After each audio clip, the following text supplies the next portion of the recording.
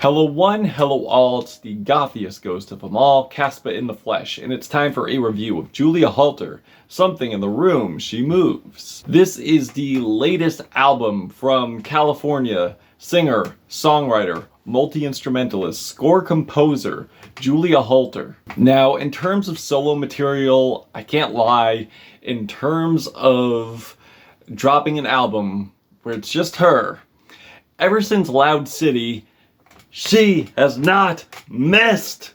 I love Loud City for its beauty, its ambience. It was just so captivating to me. And I loved Have You in My Wilderness. Still waiting on that solid copy.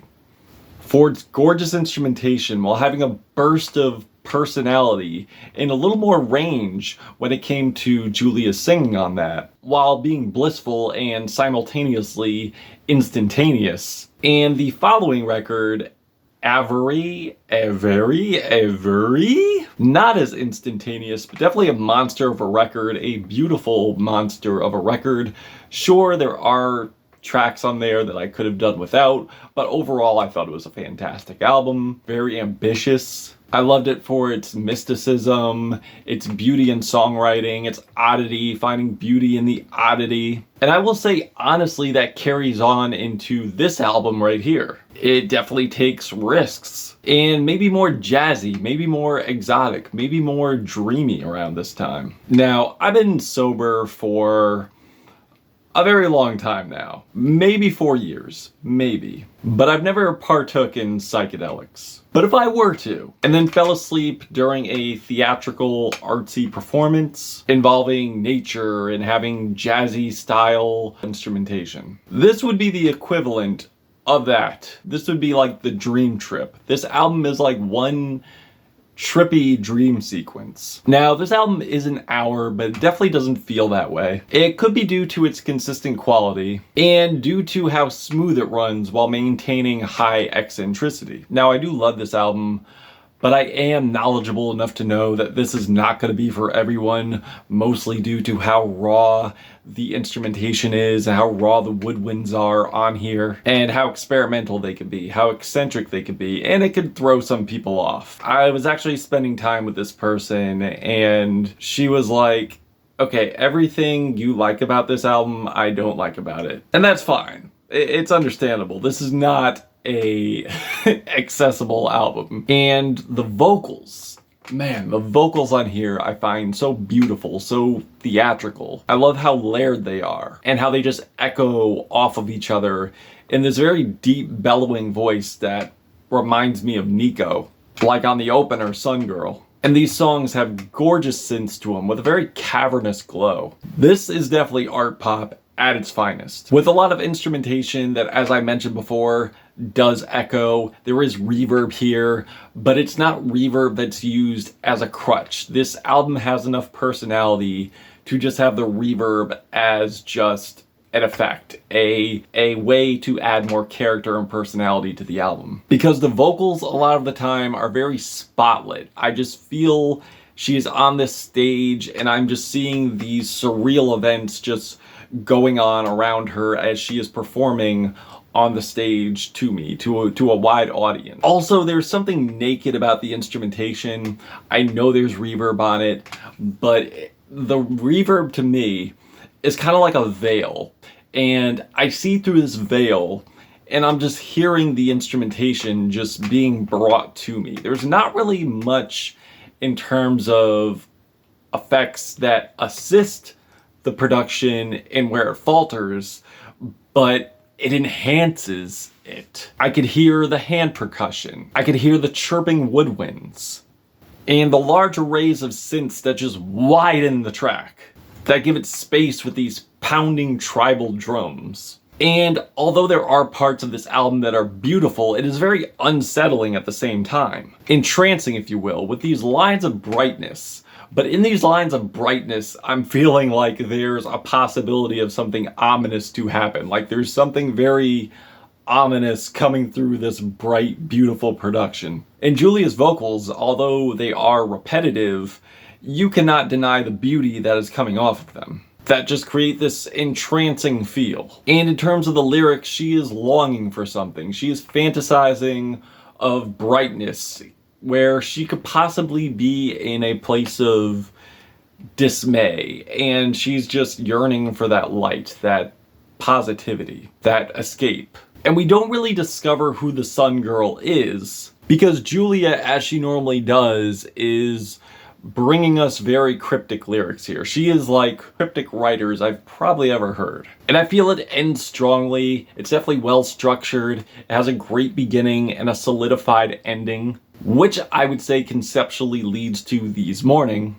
which has a very sobering feel, and the upright bass, beautiful bright horns, nocturnal sax. But I feel the bass and the backing vocals are very whispered, so they create this feeling of haze, this cloudiness within the production. And I love how the swelling gives the track so much expansion, so much atmospheric horizon. It makes me feel like I'm floating through space, just floating through the clouds. And Julia's beautiful vocals just carry me through. And her vocals do have a shyness to it. They are gentle, but it just transcends through the track and ascends. It just gives me this feeling like I'm elevating, which carries on to the title track, which has these melodic arpeggios fluttering across that track and just soar and just correlating to the beauty with these extravagant woodwinds. There's a regal stillness here, but it feels so enchanting. It feels like I'm frozen and I am just in a daze. I'm just captivated by this thing of beauty that is in front of me, that is so enchanting. It's like seeing something evolve right in front of me. Showing more of Julia's lighter vocals on here. They do have a lot of character, they do have a lot of personality, and within her performance there's a lot of variations, especially with the mood that changes up the melody. I feel like there's something blossoming before my ears, especially with the soaring angelic vocals. It just feels so angelic. And the song Materia, while her singing is beautiful here, I think it pales in comparison to the highlights on this album, and how stagnant it is and how not very textured it is in comparison to the rest of the tracks here. And the song Meyou, which is definitely the weirdest song on here, has these bizarre, layered, ghostly harmonies that really just come off kind of silly, kind of tacky. It's like I'm seeing a bunch of Broadway performers just run around in these white, tacked on alien suits. But I do respect the weirdness. I do respect the weirdness, even though this track didn't really do much for me except give me a little bit of a giggle. But the album does pick up immediately with the track Spinning, where we get these swelling, droning horns with the squishy alien-like synths. So I guess the alien-like sounds I heard on the last track weren't without purpose. And the otherworldly feel of this track really reminds me of Laurie Anderson in a delightful way. And the lumbering percussion is very otherworldly, and I do use that word a lot, but it is that to me because this album is just so surreal, to say the least.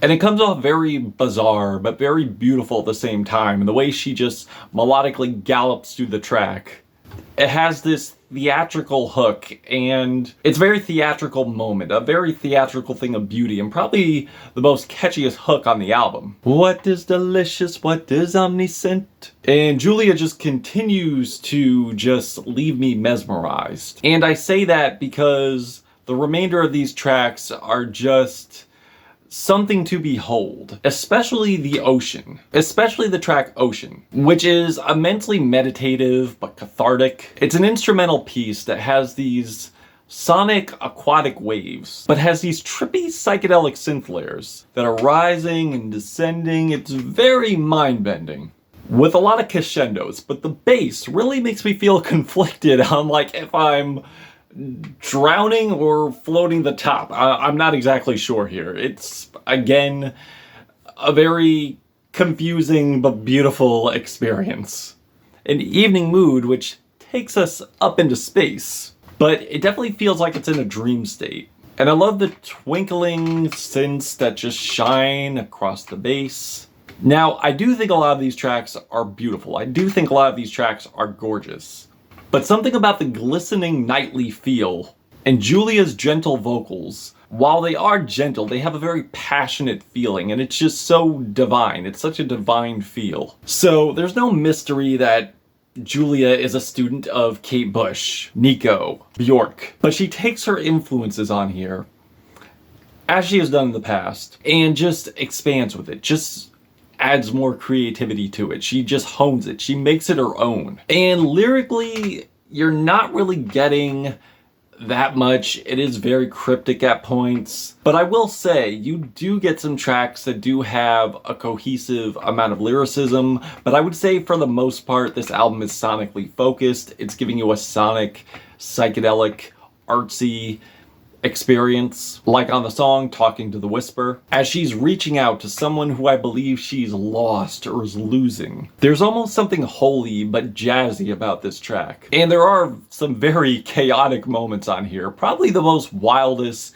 jazzy style that's brought to this album, with its woodwinds and horns. It just creates this false stop and then jumps right back into it. I love the subtle transition here. That just gives Julia's vocals and the track just so much atmosphere. They really utilize the breaks, which makes the track just feel so engaging and not long-winded. Creating another busy moment, another bustling moment, creating an epic finish. And the closing here is very beautiful and really complements the theme of this album that I kind of knew it was going for. With its weeping horns, droning chords, and the lyrics, as I mentioned before, talks about her going to sleep, finding a place of slumber, which again, honestly complements the overall theme of this album, with how dreamy it is, how surreal it is, how experimental it is, how artsy it is. So yeah, overall, although this album is not as descriptive as her writing can be, I will not deny the sonic, trippy experience that I have had with this album. And it's a beautiful album. It's a theatrical album. It's a mind-bending album, and one you should definitely check out. And I feel Julia is just nailing it one by one. She is super consistent, so please don't miss out on this. If you love art pop, if you love jazz, check this album out. I'm feeling a 4.5 out of 5 on this album. Yes. That's what I'm feeling. If you've given this album a listen, what did you think of it? Did you love it? Did you hate it? And why? Caspa, Gothic Ghost, Julia Holter, something in the room she moves. Till we meet again.